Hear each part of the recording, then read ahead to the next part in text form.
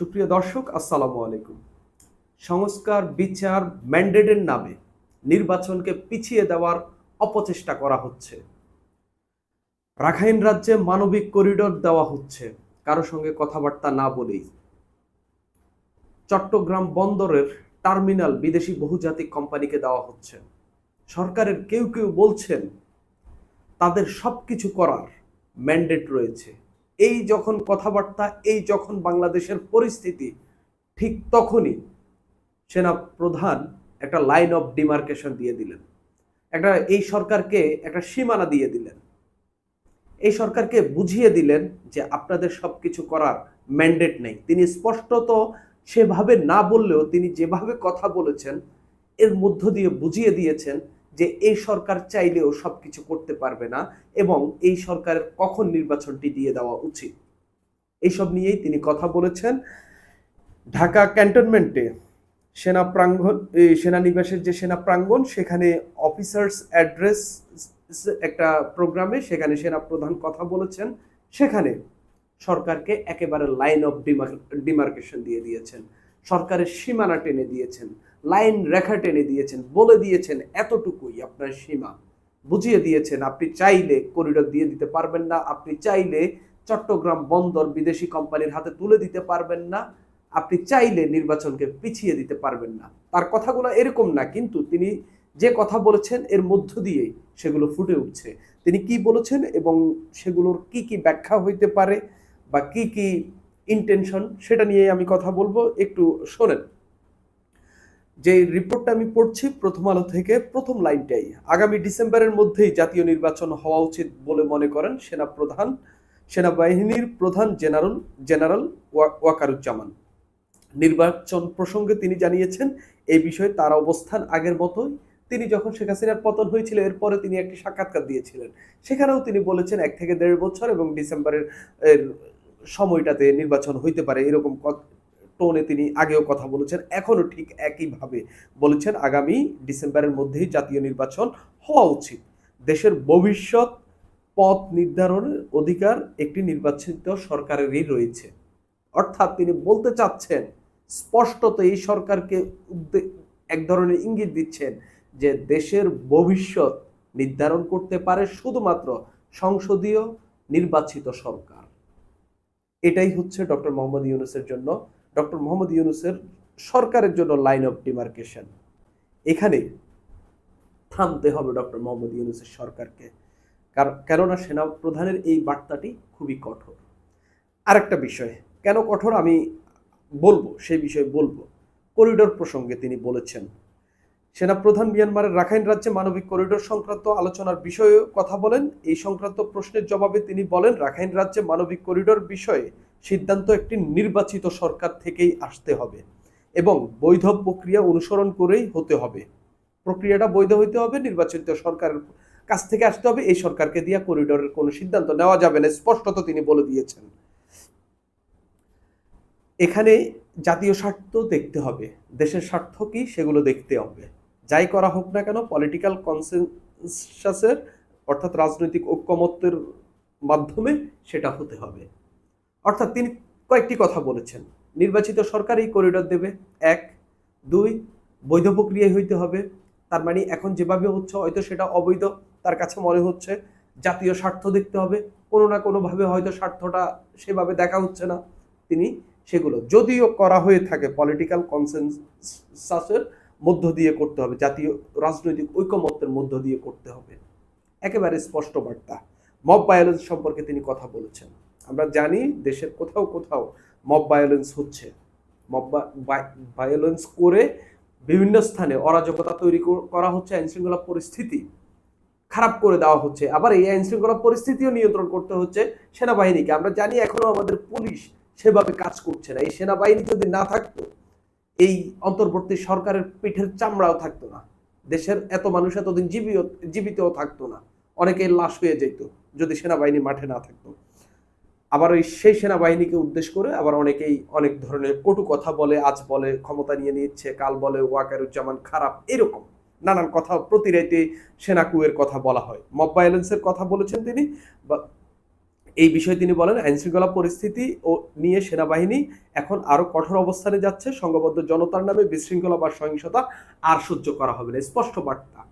যারা mob violence করে বিভিন্ন জনের বাড়িতে লুটপাট করেছেন, যারা মব ভায়োলেন্স করে হচ্ছে থানা থেকে লোক ছাড়িয়ে নিয়ে আসছেন, আপনাদের কেউ গ্রেপ্তার হইলে আপনারা থানা ঘেরাও দিচ্ছেন, মানে নানা ধরনের যা মন চায় তা করছেন, মেয়েদের ফুটবল খেলা আটকে দিচ্ছেন, তারপরে ফ্যাসিস্টের দোষর আখ্যা দিয়ে অমুকের বাড়ি তমুকের বাড়ি ঘেরাও করছেন, রাস্তা আটকে দিচ্ছেন, নানান কিছু করছেন, সেগুলোর সম্পর্কে স্পষ্ট তিনি বলে দিয়েছেন এগুলো আর সহ্য করা হবে না। খুবই স্বাভাবিক, কেন সহ্য করবেন? আইন শৃঙ্খলা পরিস্থিতি নিয়ন্ত্রণের মূল মাথা ব্যথাটা তো তার কাছেই, সেনাবাহিনীকেই এই নিয়ে মূল মাথা ব্যথাটা তো এখন সেনাবাহিনীরই। আইন শৃঙ্খলা পরিস্থিতি সম্পূর্ণভাবে তাদেরকে নিয়ন্ত্রণ করতে হচ্ছে। বন্দর প্রসঙ্গ, চট্টগ্রামের একটি terminal, NCT new marine container terminal, আমরা জানি, যেটা নিয়ে ডক্টর মোহাম্মদ ইউনূসের সরকার এটা বিদেশি কোম্পানিকে দেওয়ার কথাবার্তা চালাচ্ছেন। এখানে স্থানীয় মানুষ এবং রাজনৈতিক নেতাদের মতামত প্রয়োজন হবে। স্পষ্টত জেনারেল ওয়াকারুজ্জামান বলছেন, স্থানীয় মানুষ এবং রাজনৈতিক নেতাদের মতামত প্রয়োজন হবে। রাজনৈতিক সরকারের মাধ্যমে এই ধরনের সিদ্ধান্ত নেওয়া উচিত। সংস্কার প্রসঙ্গে তিনি বলেন, এটা খুব ইন্টারেস্টিং লেগেছে আমার কাছে, সংস্কার প্রসঙ্গে তিনি বলেন যে কি সংস্কার হচ্ছে, কিভাবে হচ্ছে, এ বিষয়ে তার কিছুই জানা নেই। মানে তিনি একজন সেনাপ্রধান, যার উপর বেস করে এই অন্তর্বর্তী সরকার বসে আছে।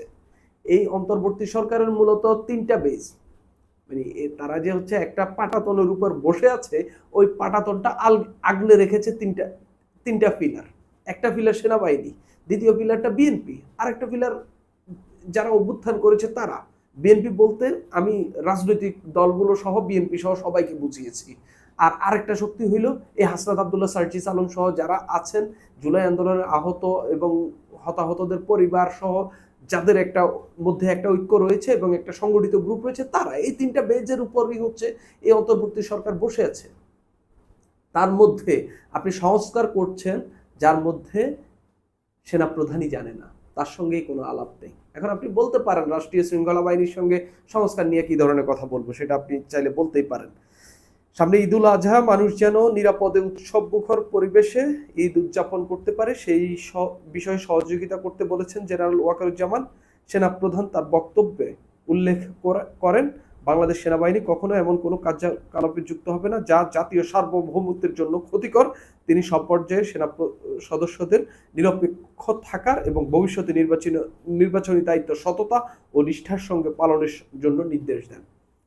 গত কিছুদিন ধরে নানান ধরনের গুজব তুলছেন যে আজ রাতেই কু হচ্ছে, আজ রাতেই হচ্ছে ওয়াকারুজ্জামানকে সরিয়ে আরেকজন ক্ষমতা নিয়ে নিচ্ছে এবং যিনি হবেন ডক্টর মোহাম্মদ ইউনূসের খুবই ঘনিষ্ঠ বাজন এবং এই সরকারের খুবই ঘনিষ্ঠ বাজন, এরকম কথাবার্তা বলা হচ্ছে। সেই জায়গায় তিনি হচ্ছে তাদের মধ্যে এই সেনাবাহিনীর যে কথাবার্তা সেগুলো তিনি বলেছেন এবং সর্বশেষ তিনি বলেছেন যে হচ্ছে তারা সেনাবাহিনী অন্তর্বর্তী সরকারকে সহযোগিতা করছে এবং করে যাবে, এই কথাও তিনি স্পষ্টত বলেছেন। এখন কথা হইল, যদি শেখ হাসিনার পতনের পর এই জেনারেল ওয়াকারুজ্জামান যদি সেনাপ্রধান না থাকতেন, তাহলে কি মনে হয় দেশের পরিস্থিতি এরকম থাকতো? আমার কাছে কেন জানি মনে হয় এতদিনে সত্যিকার অর্থেই আরো কয়েকটা কু হয়ে যেত, আরো কয়েকবার সরকার অদল বদল হয়ে যেত, যে কারো হাতে ক্ষমতা চলে যেতে পারতো, শুধুমাত্র এই লোকটা দৃঢ়তার কারণে। আমি যতটুকু জানি, যতটুকু দেখতে পাচ্ছি, এই লোকটা দৃঢ়তার কারণে এবং এই সরকারকে অসম্ভব সহায়তা দেওয়ার কারণে এখনো দেশ মোটামুটি একটা স্থিতিশীল জায়গায় রয়েছে। এত বড় একটা অভ্যুত্থানের পরেও আমরা সেনাবাহিনীর দিক থেকে তেমন কোনো নেতিবাচক কোনো ঘটনা আমরা দেখিনি। নেতিবাচক ঘটনা যেটা দেশের জন্য বিপদ হইতে পারে, ক্ষমতা ক্যান্টনমেন্টে চলে যেতে পারে, এরকম কোনো ঘটনাই আমরা দেখিনি। এখন আসি, সেনাপ্রধান কেন এই বিষয়ে কথা বলছেন। তিনি আসলে একটা ওই যেটা বললাম, একটা সীমানা এঁকে দিয়েছেন, একটা লাইন এঁকে দিয়েছেন যে এই সরকারের ক্ষমতা আসলে কতদিন থাকা উচিত, এক ধরনের সেটা তিনি বলে দিয়েছেন। যদিও তিনি বলে দিলেই আবার এই সরকার কি একদম অবিডিয়েন্ট পিপলের মতো মানবে কিনা সেটা আলাদা বিষয়, সেটা একেবারেই আলাদা বিষয়। তবে তিনি তার জায়গা থেকে, যেহেতু তিনি একটি ইনস্টিটিউট, যেহেতু তিনি এই সরকারের পাটাতন আগলে রয়েছেন একটা সাইডে, অবশ্যই তার কথার একটা গুরুত্ব অবশ্যই রয়েছে। এটা একটা। দ্বিতীয়ত, করিডোর এবং হচ্ছে চট্টগ্রাম বন্দরের এই টার্মিনাল নিয়ে যে কথাগুলো তিনি বলেছেন, এটা এই সরকারের কর্মপরিধি নিয়ে তিনি আরেকটা লাইন টেনে দিয়েছেন। কিছুদিন আগে আমাদের এই প্রধান উপদেষ্টা যে প্রেস সচিব শফিকুল আলম, তিনি একটি টক শোতে বলেছিলেন না, we got mandate to do everything, এরকম একটা কথা বলেছেন না? মানে আমরা সব কিছু করার ম্যান্ডেট আমরা পেয়েছি একটি বিপ্লবের মধ্য দিয়ে, অর্থাৎ যা চাইবেন তাই করতে পারবেন। তিনি ঠিক এরকম বার্তা দিয়েছেন। পরবর্তীতে তিনি আরেকটা টক শোতেও তিনি ঠিক একই টাইপের কথা বলেছেন যে তার সব ধরনের ম্যান্ডেট রয়েছে। খুবই ভালো কথা। জাস্ট সেনা প্রধান বুঝিয়ে দিলেন যে হচ্ছে আপনি চাইলে করিডোর দিয়ে দিতে পারবেন না।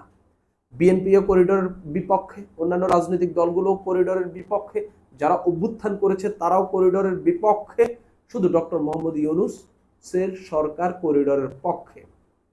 আপনারা কি দিয়ে দিতে পারবেন? পারবেন না। আপনারা এই করিডোরের এক একদিন এক এক নামকরণ করছেন। একদিন বলছেন হিউম্যানিটেরিয়ান চ্যানেল, একদিন বলছেন যে হচ্ছে রিলিফ চ্যানেল। যেটাই বলেন এটা করিডোর। আপনি এটা রাস্তা দিবেন রাখাইন রাজ্যের জন্য, যেটা আমাদের সীমান্ত ব্যবহার করে রাখাইন রাজ্যে পণ্য যাবে, যেটাই যাক, এটা এটা করিডোর। আপনি যে নামে ডাকেন, রাস্তা ডাকেন, রোড ডাকেন, আইল ডাকেন, তারপরে একটা সুড়ঙ্গ ডাকেন, যাই ডাকেন, এটা করিডোর। এটা একটা, আপনি এটা দিতে পারেন না। সেনাপ্রধান আপনাকে লাইন অফ ডিমার্কেশন দিয়ে দিয়েছে।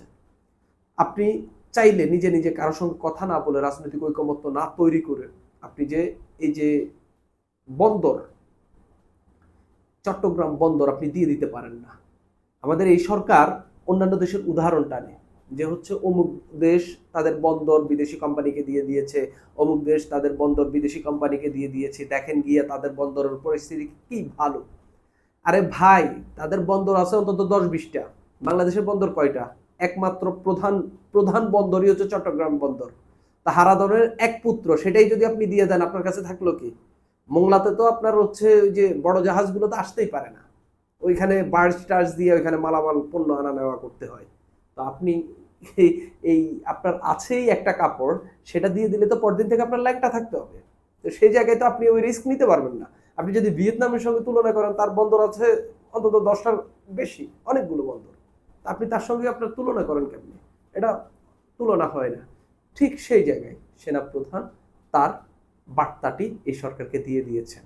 আমরা জানি কালকে যখন হচ্ছে সেনাপ্রধানের, তিনি তো রাতে তার বক্তব্যটি প্রকাশ হয়েছে রাতে, যখন দিনের আলো ফুটবে, মানুষের কাছে আরো বেশি জানাজানি হবে, তখন নানানজন নানান প্রতিক্রিয়া দেখাবে। অনেকজন সেনাপ্রধানকেই ক্ষমতাচ্যুত করার জন্য আন্দোলনেও নেমে যেতে পারে, নানান কিছু হইতে পারে। কি হবে না হবে সেটা পরের বিষয়।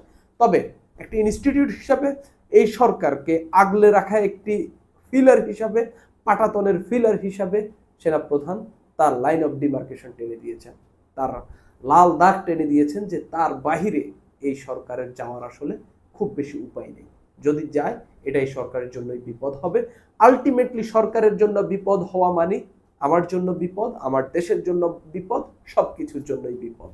সুপ্রিয় দর্শক, আজ এই পর্যন্তই।